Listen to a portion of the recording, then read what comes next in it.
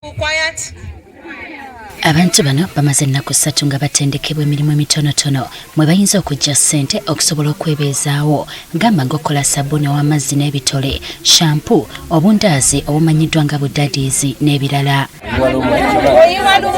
Omuwi w'amagezi wa pulezidenti ku nsonga z'amakolero amatono n'obusuubuzi Amelia Kyambadde ne minisitule y'ekikula ky'abantu be babadde mabega w'enteekateeka eno era ng'ono mu ntandikwa yawa abantu bano amagezi okussaayo ennyo essira ku bibasomesebwa. Agenda okukwako ng'oli wanjawulo ng'ofunye satifikeeti naye ate nga n'obwongo obwongeddeko nga n'obutugo obwongeddeko ate n'ekibiina ekyo gye tukoma okukimanya ebibiina byammwe bye munaatambuliramu oba naawe nnyini okukumanya kansibe nti mwewandiisizza buli kye tunaabanga tusase ate nga tusookera ku mmwe. Ekibinja ky'abasomesa okuva ku ttendekero lya gavumenti li MTAC lye libadde litendeka abantu bano.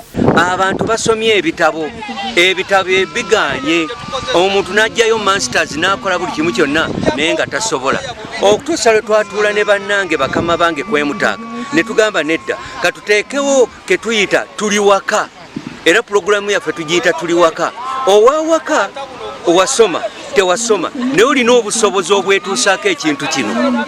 Abamu ku babadde batendekebwa balaze essanyu eri ebyo bibasomeseddwa nga byakubayamba okwekolera ku ssente. Nina kutandika okwekolera sabbuuni kubanga tuli mbadde ntuyiyayiya ng'abakyala naye nga tetumanyi mirimu tumala gakola mirimu tetubimanyi bulungi naye kati tuyize. Emirundi egisinga bwe tubeerawo nga tetulina bye tukola tubeera mu ŋŋambo nodde n'otawuka munno bw'ayitamu n'olowooza kuloga lwa nsonga tuba tetwagala kukola.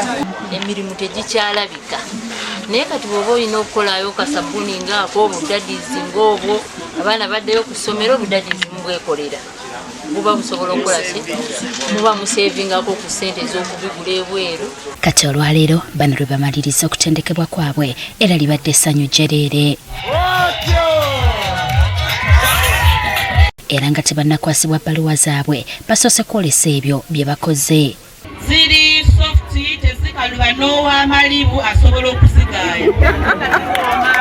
Ababadde ku ddimu ly'okutendeka abantu bano bagamba baakubafunira ebyuma ebinaabayambako okufulumya ebyo bye bakola mu bungi basobola okuvuganya katale. Era nga tumaliriza wano okusomesa beewaddeyo program MTAC egenda kuwa buli muluka mu Mpigi Town Council ekyuma kye basobola okukozesa okukola sabbuuni ne liquid soap. Era si baakukoma wano baakwongera okutalaga ebitundu ebirala mu Mpigi nga bino byonna bikolebwa kulwanyisa bwavu. Twagenda e Kamengo, tugenda e Kiringente, wiiki eziyise 2 twali mu Ddumba ku sub county era nga tugenda ku kizinga ekiyitibwa Buyiga tusomeseyo abantu n'abantu nga 5 tusobole okulaba nti at least buli sub county mu Mpigi efuna ku musomo guno. Abatendekeddwa bakalaatiddwa obutatuula ku magezi ge bafunye wabula bagakozese okulaba ng'ekigendererwa kituukibwako.